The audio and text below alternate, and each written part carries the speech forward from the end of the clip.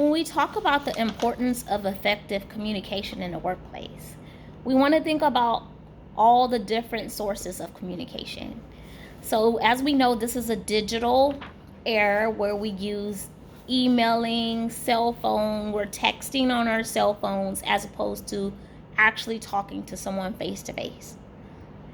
In regards to texting and emailing, you can't really get the full effect of the communication because you're not able to hear the person's voice tone. You can't see their body stature. You can't see their hand gestures, so you can sometimes misinterpret the message, the communication that they're trying to convey. In every areas of workplaces need effective communication, whether it's fast food place, which in that area the workers would need to communicate effectively to know what's being done in each area so that they're not one doing the same thing, getting the same order, or if there's a safety hazard or something that needs to be communicated to just for safety alone. And then again, customer service. Also in schools teachers communicate with their students. There's different ways that they can effectively communicate with their students so that they can learn and retain the information that they're given, and that would be like allowing the students to ask questions regarding the material, or asking the students question regarding the material throughout the lecture, so to see if they're retaining the information and to see where there's areas of weakness where they need more help or more information.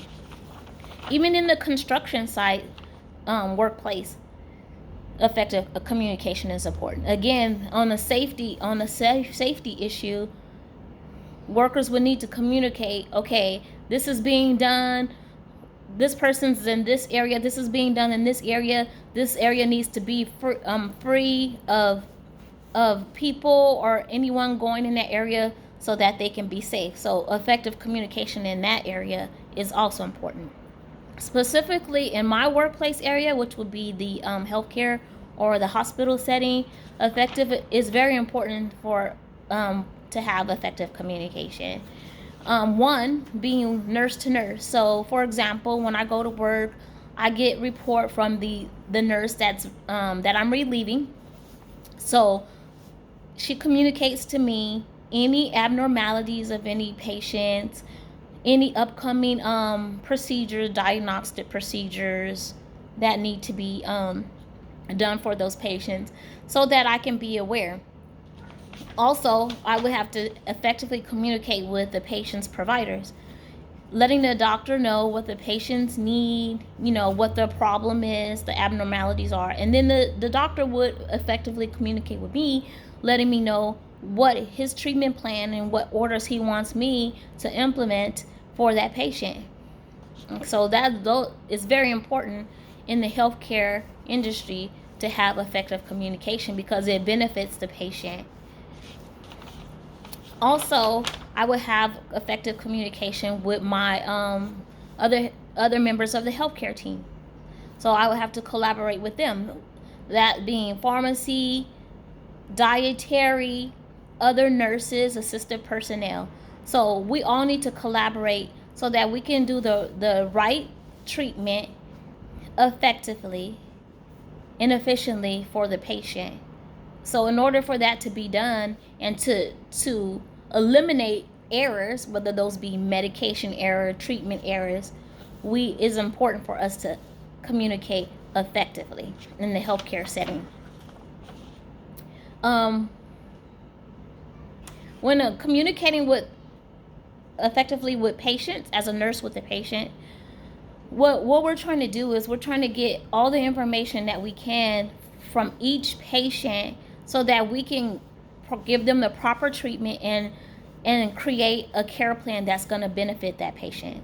So in the nursing area, we have something what we call therapeutic communication. And in that area, we use open-ended questions, and we try not to use closed-end questions. So an example of a closed-end question, I tell a patient, ask a patient, oh, are you feeling sick today? So that patient is basically can just give me an answer as yes or no. But that's a closed-ended question. But if I ask the patient, so tell me, what symptoms are you having today? What is it that is making you not feel good today? That gives a patient a chance to elaborate on all of the symptoms that they're having. So I can gather all that information or data so that I can let the provider know what's going on with the patient, and then we'll know how to treat the patient and what to give the patient to eliminate the problems, or what tests and everything that needs to be done for that patient. Also, I would communicate effectively with the provider again. That way I can get the treatment, the orders, and the treatment needed for that patient based on the data that I effectively give the doctor. And then he will communicate effectively with me and let me know what his treatment plan is for that patient. In conclusion, as a nurse, my communication is never ending. It's ongoing all day throughout the day. And as I advance in my career, the more I advance, the more it's going to be my responsibility to communicate effectively.